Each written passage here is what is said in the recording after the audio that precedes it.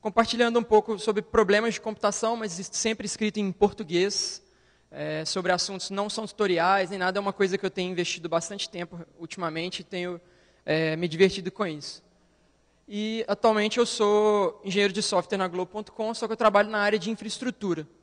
Então, eu trabalho no time de telecom, que é o time que cuida da infraestrutura de redes, só que nós fazemos vários serviços de cloud, de redes, dentro desse time. Então, a gente tenta fazer isso da forma mais dinâmica possível e, atualmente, eu trabalho nesse time. Como que eu vou seguir com essa palestra, né?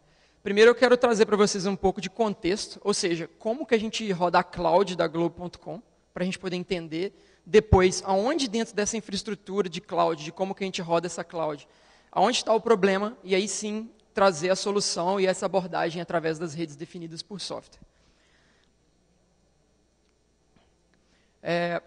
Quem está familiarizado com SDN? Quem conhece, já ouviu falar, sabe o que é SDN? Legal.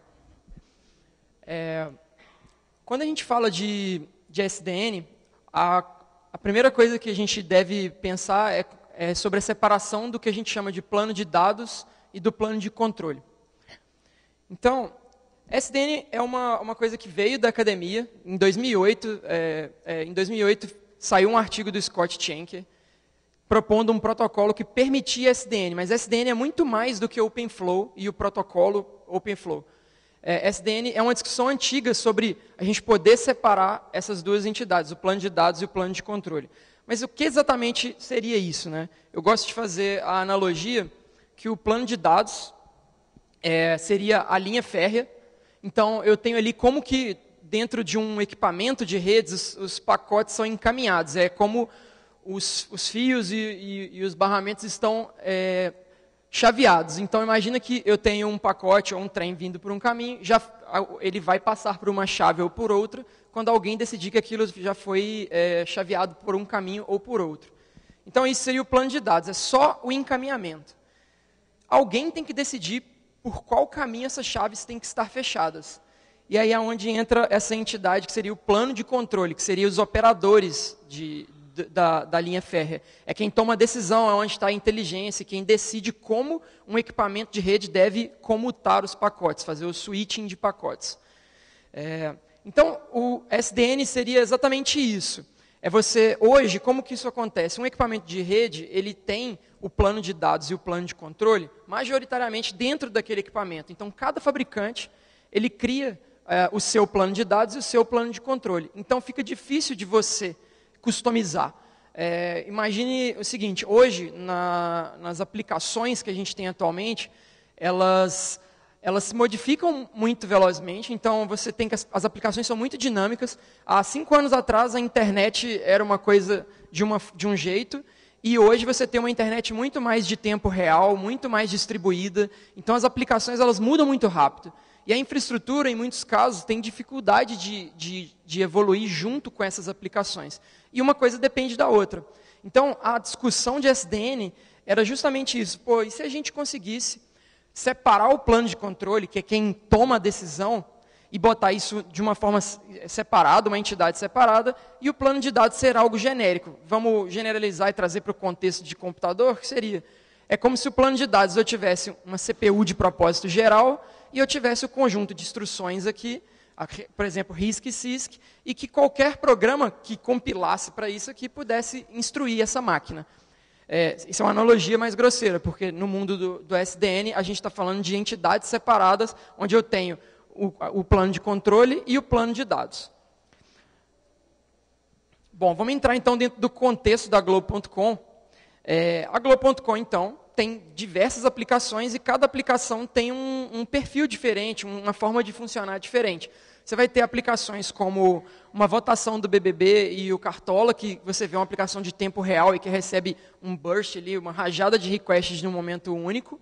Você vai ter aplicações como as páginas de matéria e conteúdo.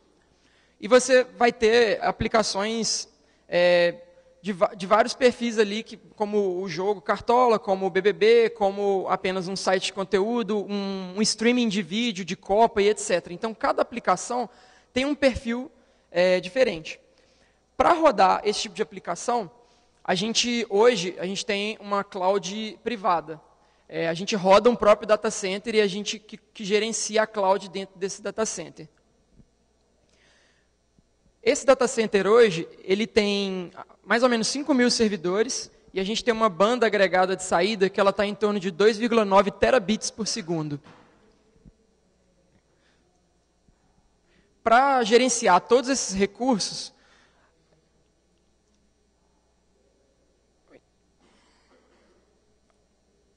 só um instante. Aqui. Isso.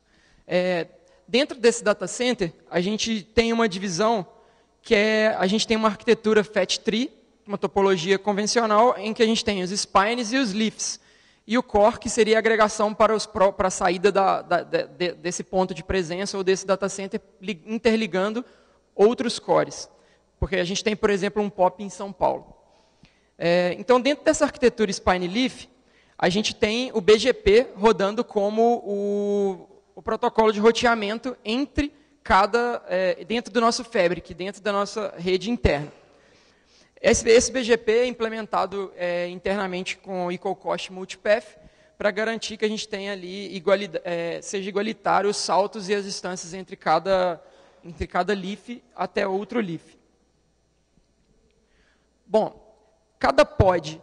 Aqui, quando a gente fala pod, a gente não está falando do pod, tipo do pod do Kubernetes, é a nomenclatura de redes, que seria o Point of Delivery, onde a gente tem o seguinte, que cada rack do meu data center é como se ele fosse um data center autocontido. Por quê? Porque para baixo dos topos de rack, que seriam ali os suítes topos de rack que ficam no topo desse rack, ele tem um mini data center para dentro, onde tem todos os servidores ali embaixo, que são onde as aplicações são executadas. Então, cada aplicação, elas podem ser vários tipos de aplicação. No caso, pode estar rodando dentro do próprio bare metal, no hypervisor, pode estar rodando numa VM, ou pode estar rodando dentro de containers, mas tudo dentro dessa estrutura do que seria um pod. Para gerenciar e alocar essas coisas dentro das máquinas, dentro de cada pod, e interconectado dentro daquela topologia Spine Leaf que vocês viram anteriormente, a gente usa o Xen como o hypervisor desses servidores e o Cloud Stack como o orquestrador dos nossos hypervisors para subir os storages, a quantidade de CPU, as VMs e a quantidade de memória que elas vão usar, e etc. Então, a orquestração da cloud é feita baseada em Cloud Stack e Xen.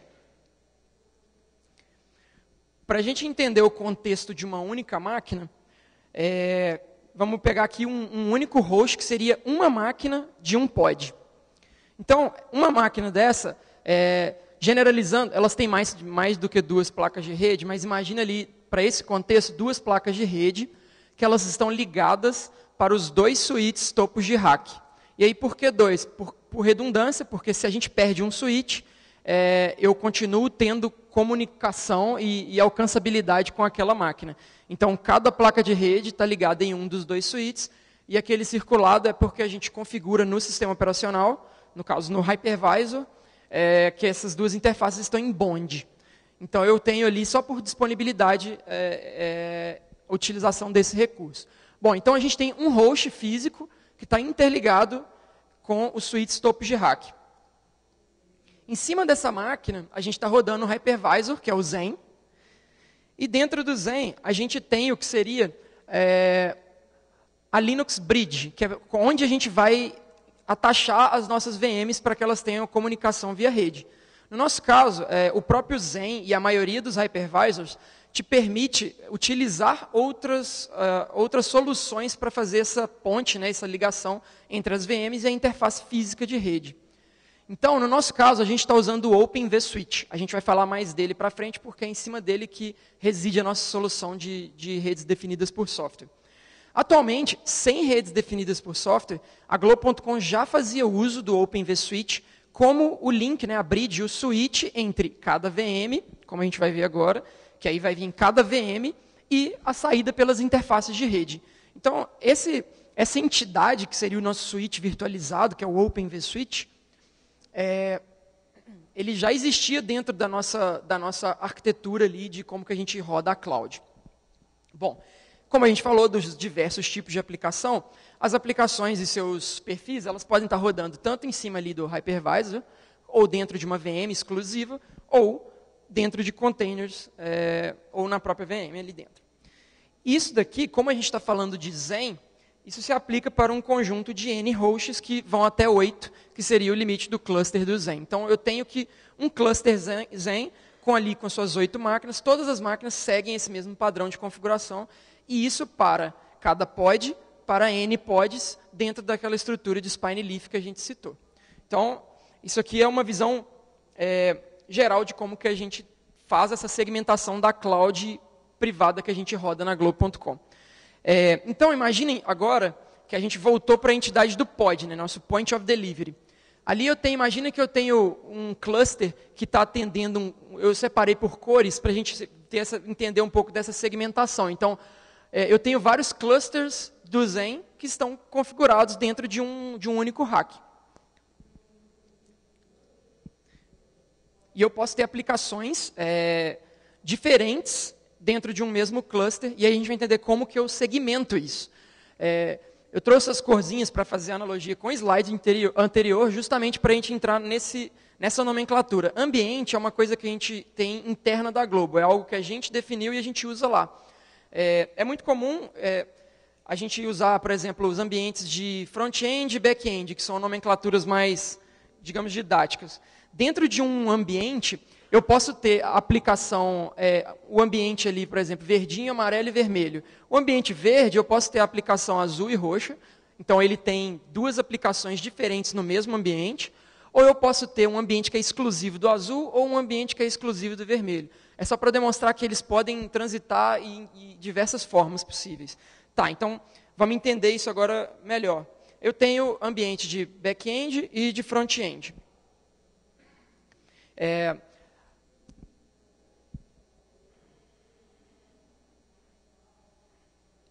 Esses ambientes de back-end e front-end que eu citei, eu vou chegar na entidade Network API mais para frente. Dentro da Globo.com, a gente tem mais ou menos 1.700 ambientes que a gente controla.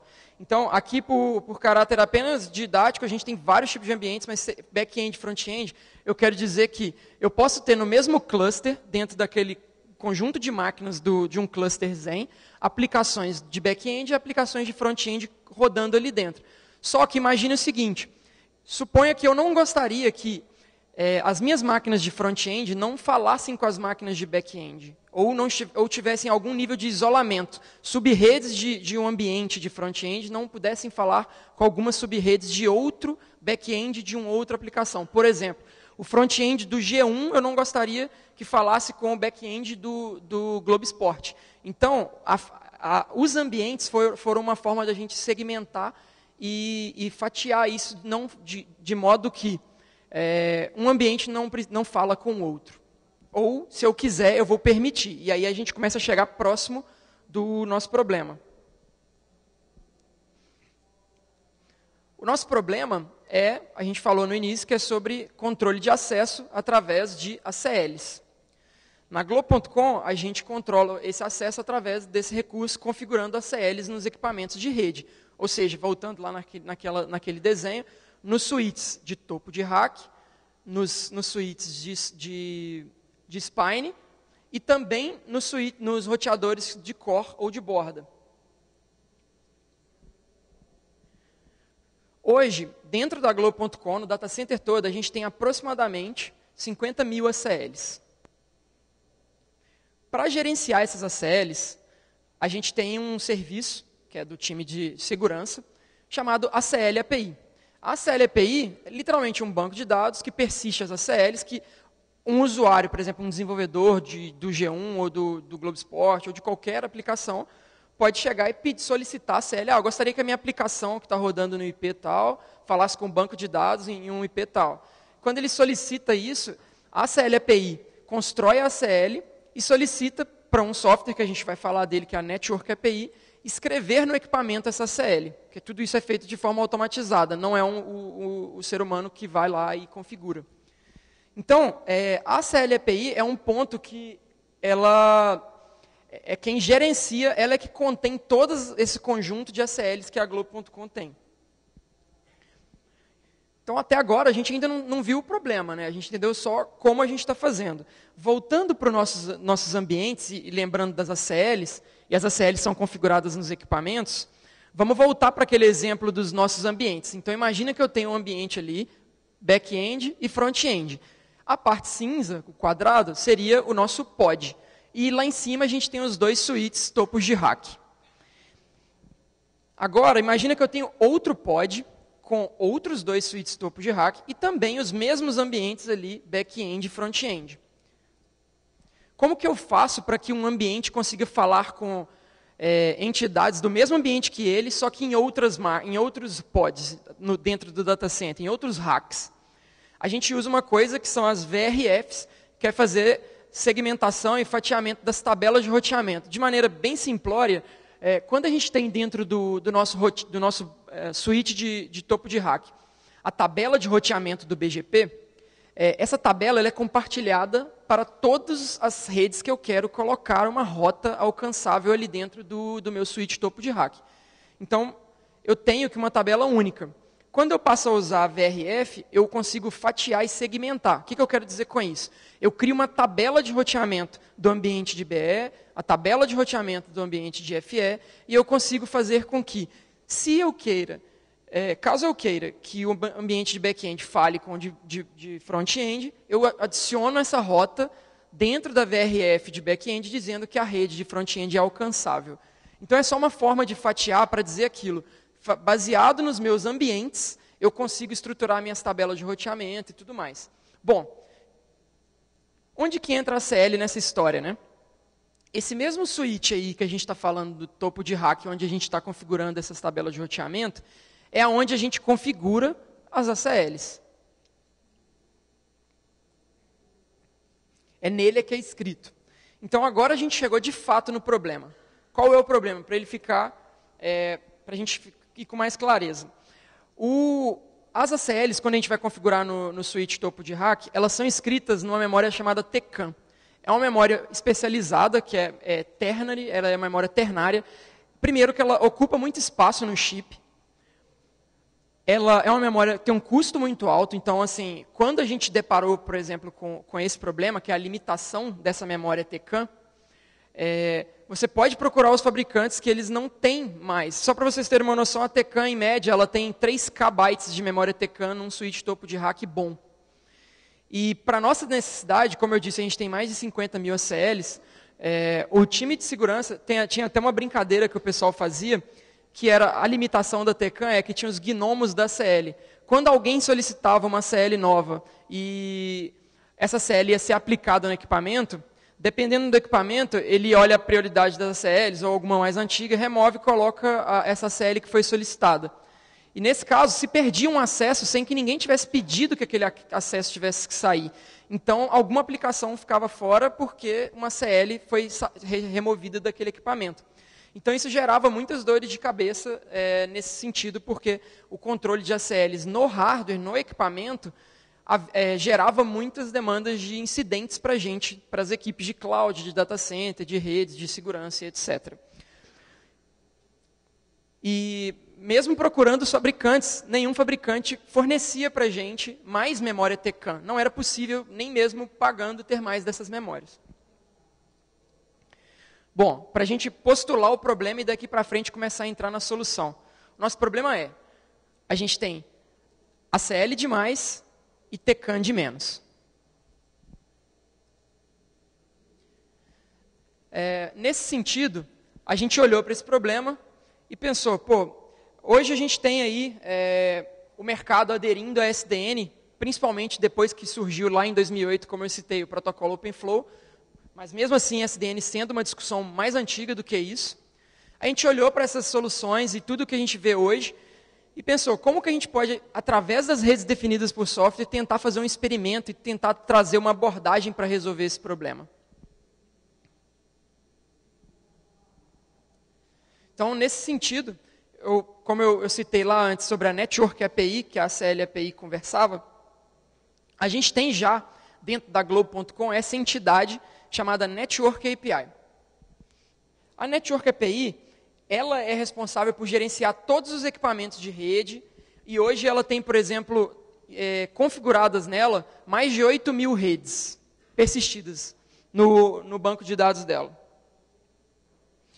Mais de 500 equipamentos hardware mesmo físicos, desde balanceadores de carga aos switches e os roteadores. Segmentação de rede nos equipamentos em mais de 6.300 VLANs e mais de 1.700 ambientes, como aqueles que a gente citou no início, lá mostrando a segmentação da cloud. A Network API é uma entidade muito importante, é um software que eu tenho o link para ele no final, mas eu recomendo quem tiver curiosidade. Ele é um software livre da Globo.com, ele está aberto, está no GitHub, e ele é um software que a gente usa para gerenciar toda a nossa infraestrutura de rede. Ele atua como o nosso software de IPAM e DSIM, que é de administração do data center e gerenciamento de IPs. Além disso, ele é praticamente a nossa documentação de toda a infraestrutura da Globo, e o Cloud Stack, quando vai pedir uma VM ou criar subir unidades de computação, é como se a gente fez isso, né? Customizou o Cloud Stack para desligar o que seria o driver de rede dele e conversar com a Network API para que ela gerencie esses recursos de rede e assim por diante ele possa subir essas unidades computacionais aí. Então a Network API tem um papel muito central nessa infraestrutura aí. Como a Network API é quem gerencia os equipamentos de rede, lá naquele switch topo de rack, quando a gente, no modelo tradicional, que a gente pedia lá, a ACL API, né, computava uma ACL, por exemplo, eu quero da aplicação A para o banco de dados B, eu quero a liberação desse acesso, a ACL API, por ser a responsável por isso, computa a ACL, gera a ACL, manda e solicita para a Network API. Network API, escreva para mim essa ACL, nesse equipamento. A Network API pega isso, vai lá, se conecta aqueles equipamentos e configura aquela CL naquele equipamento. Bom, como a gente queria mover para SDN, a gente pensou, como a gente tem ali embaixo um switch, lá em cima é um switch, e aqui embaixo também é um switch, só que é um switch virtualizado, e esse switch virtualizado me permite configurá-lo, escrever nele, fazer modificações nele, a gente pensou, será que seria razoável trazer essa mesma solução e começar a escrever agora as ACLs nos switches virtualizados? Então, o que deveria ser feito é descer isso e passar a escrever as ACLs nos switches virtuais. A Network API já era responsável por escrever as ACLs nos topos de rack. E a gente trabalha com o conceito de plugin. A Network API, toda vez que ela pega e precisa conversar ou configurar um equipamento, ela fala assim, beleza, qual o ambiente? Ela encontra aquele ambiente. Quem é o switch topo de rack daquele ambiente, daquele rack? Aí ele pega e sabe que é um fabricante X, ele vai lá, escolhe o plugin de fabricante X, que também foi implementado. Para cada fabricante tem implementações diferentes. E aí ele pega aquele plugin e vai lá fazer, digamos, o deploy das ACLs, a configuração das ACLs naquele switch. Então, o que seria necessário vamos escrever também um plugin para o switch virtualizado, que no caso é o nosso Open vSwitch. Para essa solução, dentro do contexto de SDN, aí agora vamos remeter lá àquela separação entre o que é o plano de dados e o plano de controle. Quando a gente vai fazer uma solução SDN hoje, a gente tem a entidade que seria o controlador, que nada mais é do que um servidor, um software, um daemon rodando em algum lugar que eu possa acessá-lo e conectar via HTTP e via alguns outros protocolos que a gente vai falar para frente, e que possa gerenciar o meu equipamento. Então, a gente já tem o switch virtualizado, que é o Open vSwitch, que é o nosso plano de dados, e agora a gente está falando que a gente tem o nosso controlador. Quem é o nosso controlador? É o Open Daylight. O Open Daylight é um software mantido pela Linux Foundation, e ele tem uma comunidade gigantesca por trás dele, e hoje tem sido um dos grandes players desse mercado de SDN. Existem outras alternativas que também são de software livre, como o ONUS, o POX, o Nox, Ryu e diversas outras soluções que vêm aparecendo. A gente optou por ele, a gente fez alguns experimentos com outros, mas a gente optou por ele porque ele encaixou bem no ambiente do Zen ele exporta uma API HTTP, então o que facilita a gente comunicar com ele. Então a gente usou o Open Daylight e ele tem sido o nosso player. Isso não está escrito em pedra, nada garante que no futuro, caso haja soluções que tenham algum ganho para a gente possa mudar ou complementar usando outros controladores para outros contextos. Então, como eu disse, no caso do nosso plano de dados, a escolha foi o OpenVSwitch, que é o switch que a gente já utilizava dentro de cada máquina dos hosts Zen. Agora, como que a gente conecta esse switch virtual com o nosso controlador? Como que eles se falam? Aí é que entra o protocolo OpenFlow. Esse é o papel do protocolo OpenFlow. O protocolo OpenFlow não foi quem trouxe a SDN, ele foi uma forma que possibilitou experimentar a SDN e fazer a SDN acontecer. Então, o OpenFlow é o protocolo que conecta o nosso switch virtualizado com o nosso controlador. E eles se falam pelas mensagens do OpenFlow.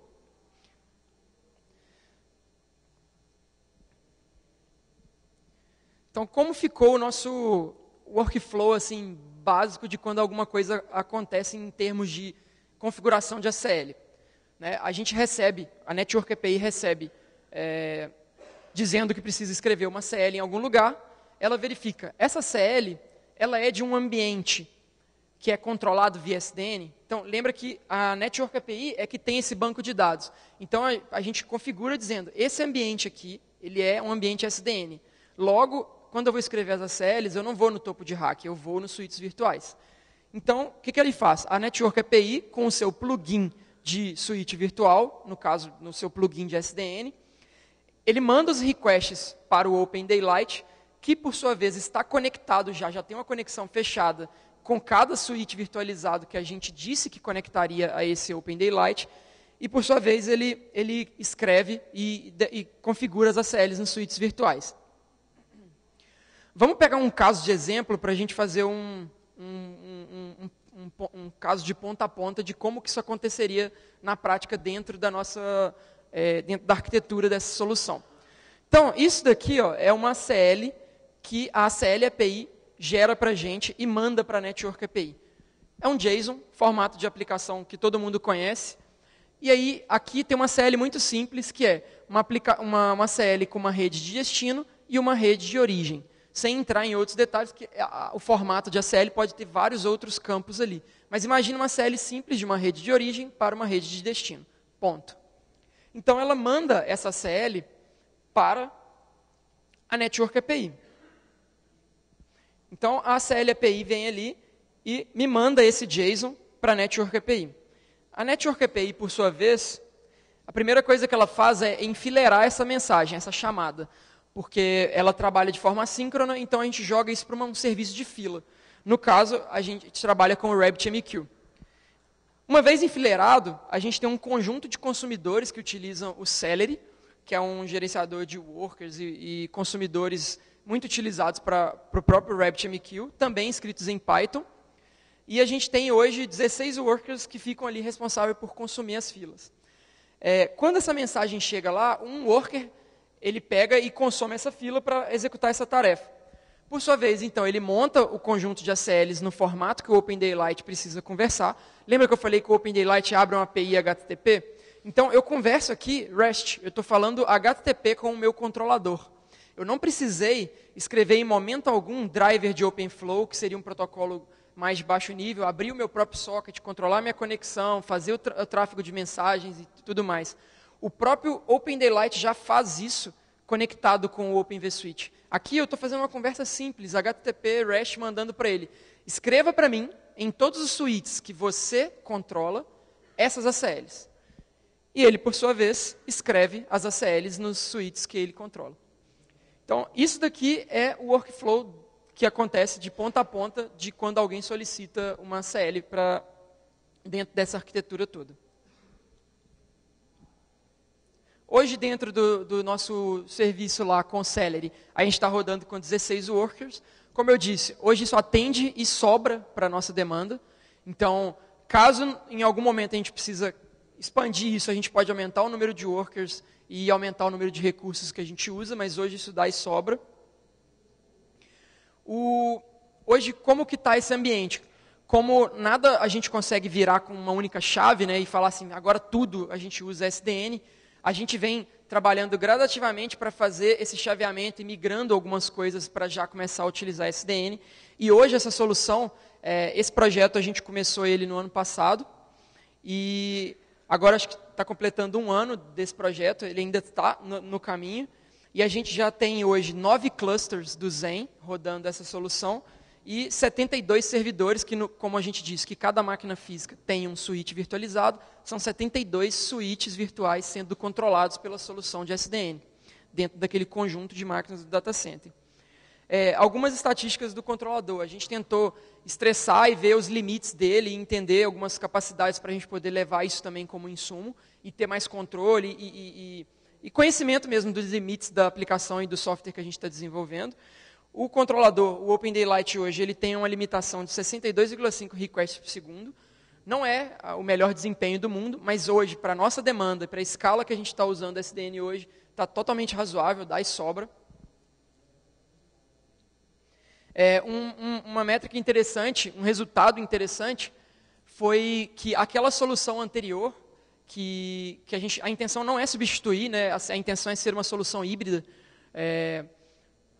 A gente tem que aquela solução anterior que escrevia direto no hardware lá, ela demorava, para um conjunto de 100 ACLs, ela demorava 25 segundos para configurar aquele equipamento, topo de rack. Com a solução via SDN, a gente reduziu isso para 9 segundos, com o mesmo conjunto de ACLs. Hoje, a gente tem 8 instâncias de controlador rodando, e cada controlador controla 9 switches virtualizados. Também ainda não é um número bom. Então, por exemplo, a gente está trabalhando para tentar evoluir ali. O controlador ele tem um modo clusterizável, então eu consigo montar um cluster de controladores e eles controlarem mais switches, e eu consigo também ter mais disponibilidade desses controladores. A quantidade de switches, a gente está fazendo experimentos mudando a versão do OpenFlow, que hoje a gente está trabalhando com a versão 1.0, e com a versão 1.3 a gente tem uma hipótese que a gente fez um experimento que poderia se aumentar o número de switches por controlador sem que tivesse impacto no nosso ambiente, porque isso aqui, esse número não é mágico. A gente chegou em 9 porque a gente foi aumentando esses controladores e a gente passou problemas em relação à medida que aumentava o número de switches controlados, o controlador começava a se perder. Então, a gente chegou e começou a entender os limites dessa aplicação.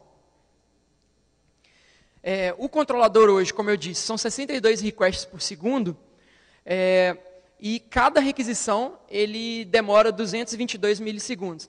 Se você fizer a conta ali, não bate, né? Mas por que ele faz? Ele aguenta 62 requests por segundo e são 222 milissegundos. Porque internamente o Open Daylight ele enfilera e ele é escrito em Java, então usando módulos Carafe, então ele abre paralelismo, ele tem threads rodando e ele tem filas individuais para cada handler das threads que ele abre. Então ele aguenta 62 requests por segundo. Uma coisa muito interessante que o Open Daylight trouxe, apesar dele não ser o desempenho não ser tão alto, é que ele não perde pacotes. Ele pode chegar no limite dele, mas ele começa a enfileirar mais, mas ele não começa a dar erro. Então isso é algo interessante também. Ele aumenta a fila dele, ele vai impactar o tempo de resposta, mas ele não perde. O que é uma coisa interessante para a gente. Uma outra coisa foi que a gente fez um experimento também, tentando levar o Open Daylight até o máximo dele de quantas ACLs, né, na nomenclatura dentro do contexto de SDN, quantos flows ele aguenta, porque na nossa solução, uma ACL se traduz em um flow. Então, dentro do Open Daylight, cada ACL é um flow. E a gente falou, qual é o limite do controlador, né, para a gente saber se a solução iria atender e encaixava dentro da nossa solução de cloud. Então, esse controlador, ele suporta 300 mil flows. Só para lembrar, lá no slide falando, no total do data center inteiro, a gente tem 50 mil ACLs. Então, tranquilamente, o controlador seria uma alternativa e aguentaria persistir as ACLs que a gente precisa. Isso aqui, pensando em um único controlador, aguenta 300 mil. Lembrando que um controlador controla 9 switches. E um fato interessante é que, lembra da limitação lá das ACLs, que a gente tem da limitação da memória TCAM? Quando a gente está falando de escrever ACLs dentro de um switch virtualizado, o OpenVSwitch, ele nada mais é do que um daemon. Você sobe o daemon na sua máquina, e ele agora passa a ser, diz para o seu hypervisor que aquele daemon é a sua bridge, o seu switch, a interface entre as VMs e as interfaces de rede, e aí ele passa, esse switch ele roda em RAM. Então, o que acontece? As minhas ACLs vão usar a quantidade de memória RAM que eu tenho disponível naquela máquina. Então, eu não tenho a limitação, a mesma limitação que a TCAM. Então, eu posso crescer tranquilamente sem ter esse problema. Essa solução hoje, a gente criou monitorações para ela. Então, a gente tem monitoramento ali para cada controlador e saber a saúde deles, assim como monitorações para cada switch. Então, cada switch também a gente recebe e lê dados deles para saber a saúde deles e verificar se algo está acontecendo. Tudo isso, quando desvia do padrão, a gente tem que ele vai gerar um alerta, um alarme para os nossos times. Uma das coisas muito sensíveis do protocolo OpenFlow e do modo como ele opera é o atraso do primeiro pacote. Como que funciona esse atraso? Toda vez que um switch que está usando uma solução baseada em OpenFlow para implementar SDN, toda vez que ele recebe um pacote, que ele olha para a tabela dele de fluxos ali, né? O OpenVSwitch, para exemplificar isso, ele tem uma grande tabela, uma lookup table no kernel, o OpenVSwitch ele funciona como um módulo no kernel, que você ativa via mod probe, e um daemon user space. Então, toda vez que chega alguma coisa para o switch virtual processar e olhar, ele faz um lookup nessa tabela do kernel. Quando ele não encontra, ele vai para o user space.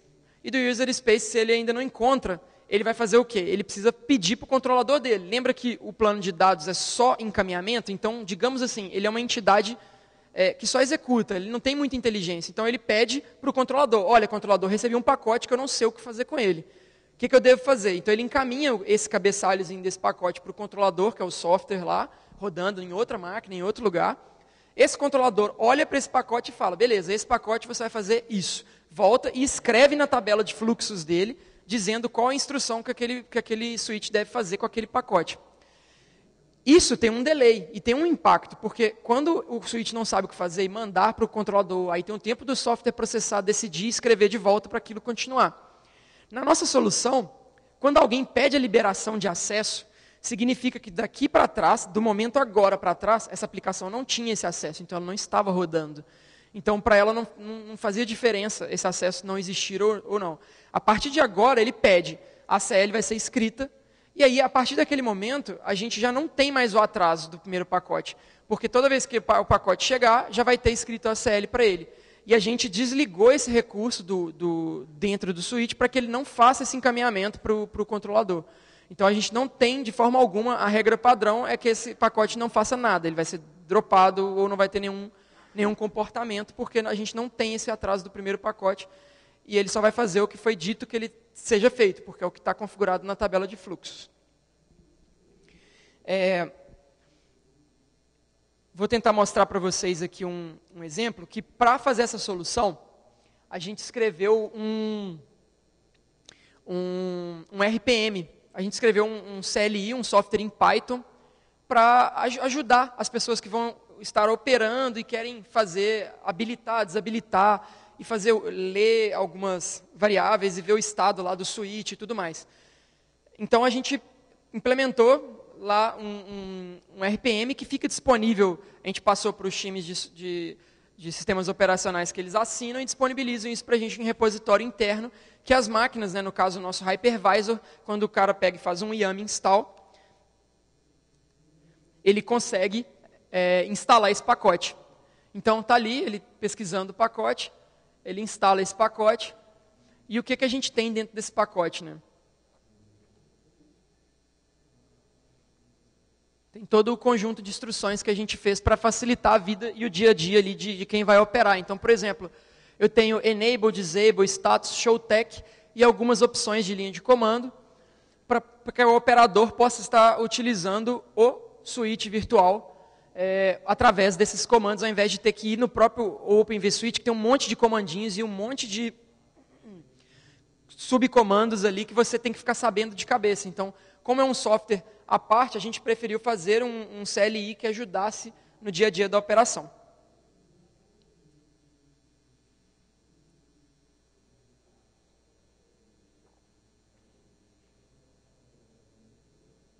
Ali agora só removendo o pacote. E isso, só para mostrar essa demo dele funcionando. Só que ali tinha um pequeno problema. Quando a gente fez essa solução e colocou esse CLI, esse RPM disponível nas máquinas, a gente teve um pequeno problema de segurança, que essa solução desse RPM, quando ele vai falar, por exemplo, GSDN Enable, para ele habilitar a solução SDN naquele switch virtual, ele conversa com a Network API, com a CL API, com um serviço de autenticação. Então, ele conversa com o quê? Com serviços sensíveis da nossa cloud. E aí, agora, imagina que a gente fala assim, beleza, vamos usar essa solução em 100% dos nossos hosts. Eu acabei de dizer que 100% dos meus hypervisors acessam meus serviços sensíveis de cloud. E a gente não achou isso muito razoável, a gente percebeu que isso era tinha um problema de segurança sério aí, que a gente poderia ter algum problema. Então, o que a gente fez? A gente mudou essa solução e pegou o que seria esse cliente que roda nas máquinas e fez uma solução web para ele. Então, a gente criou essa solução, que seria o GSDN Web aí, que a gente pode configurar. Eu tenho um formulário, então o operador vem ali, abre, adicionar um novo, ele fala, o switch está no IP tal, eu quero que configure ele para conectar no controlador que está no IP tal, e eu quero que ele tenha acesso a comunicar com a rede tal, tal e tal. E aí eu consigo dizer para ele essas coisas. Então, quando eu falo assim, faça deploy, ele vai lá, se conecta naquela máquina, executa um cliente, configurando aquele switch e sai. A gente se inspirou... eu esqueci o nome do software do Ansible, isso. Obrigado, Léo. A gente se inspirou na forma de execução do Ansible, porque ele não tem um agente nas máquinas. Quando você tem, por exemplo, um Puppet, Chef e etc., você tem um agente rodando em cada máquina. A gente não queria onerar o hypervisor com um daemon ou com qualquer software que ficasse rodando lá. Então, nessa solução aqui, para vocês entenderem, a stack a gente está usando Python com Flask e um Jinja 2 para escrever template. Por que a gente está usando um Jinja 2? O código daquele CLI Python virou um template. Então, eu pego os dados desse formulário, eu pego um código que é um template, que vai ser, na verdade, um script Python ali, que é o próprio CLI, a própria biblioteca do CLI, e altero as variáveis dentro daquele script e gero um script, aquele script foi, digamos, compilado, buildado para aquela máquina em específico que ele vai ser executado. A gente usa uma biblioteca chamada Paramico, não sei exatamente o nome, para fazer a cópia dela via SSH, executar, pegar as saídas de execução para que eu possa ter um controle do que está acontecendo. Quando ela termina com sucesso, eu removo esse arquivo e saio do servidor. Então, eu não deixo isso lá e eu faço a configuração dessa máquina de forma totalmente remota através dessa solução. E aqui, todas as chamadas que antigamente do client estavam rodando dentro da máquina, falando com os serviços os providers de cloud, os nossos serviços de cloud internos, eles passam a rodar no back-end dessa aplicação web. Então, tudo que é comunicação de cloud acontece no back-end, eu vou no script na máquina, configuro e saio. Um pouquinho sobre a resiliência dessa aplicação. A gente tem alguns pontos críticos. Então, o que acontece se eu perder a minha Network API, que é quem escreve? Bom, nesse momento nada, porque o que vai acontecer não haverão novas ACLs daqui para frente, mas o que está configurado no switch continua funcionando, então sem downtime para o que já está em funcionamento. E se agora eu perder o meu controlador, o que acontece? A gente está num modo dentro dos switches que a gente chama de Fail Mode Secure. Então, quando eu estou usando o Fail Mode Secure, se eu perco o meu controlador, eu não apago a minha tabela de fluxos. Eu mantenho o que está lá. Então, novamente, o que está lá, continua lá. E se eu perder, alguma coisa acontecer no meu switch, ou ele der um crash com a conexão com o meu controlador e etc.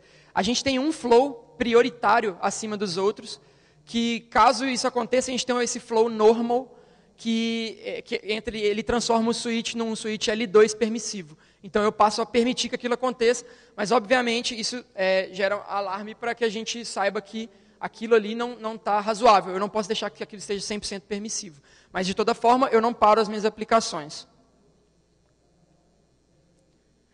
Transparente para os usuários, no sentido de que, vocês lembram quando eu disse da CLAPI, imagina lá o desenvolvedor do G1, que nem faz ideia que a gente tem essa solução, que ele chega e fala, eu queria que o meu banco falasse com a minha aplicação, e vice-versa, e ele chega, a CLAPI tem uma interface web que tem o nome de Libera, e aí a pessoa chega lá para pedir o quê? Liberação de acesso, então ele pede no Libera para liberar da aplicação A para o banco de dados B. Então, quando ele vai lá e faz essa solicitação e pede para solicitar o acesso, ele não sabe, mas a cloud internamente está usando soluções que ele não é a mesma de antes. Então ficou transparente para quem está usando. A gente conseguiu fazer uma espécie, nessa solução, o hot swap dentro da infraestrutura, de modo que o usuário final nem sabe como isso está sendo feito.